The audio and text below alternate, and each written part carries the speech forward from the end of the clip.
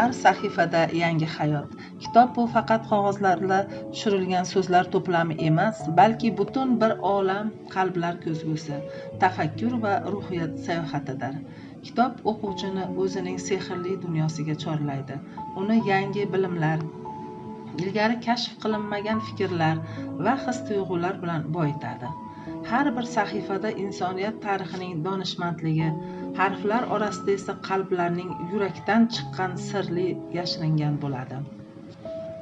Kitob orqali biz o'tmishga sayohat qilamiz, kelajakka nazar tashlaymiz. Dunyo xalqlari, madaniyatlari va hayot falsafalari bilan tanishamiz. Ular bizni sabrga, mehrga, adolat va halollikka o'rgatadi.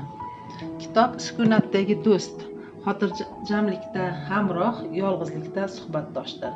Kitob o'qigan insonning tafakkuri charxlanadi, nutqi ravonlashadi, dunyoqarashi kengayadi.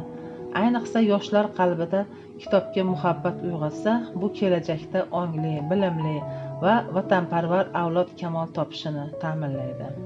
Shunday ekan, har bir sahifa bir mo'jiza. Kitoblar olamiga sho'ng'ing, unga cheksiz iqtidorlar, g'oyalar va orzular dunyosini kashf eting.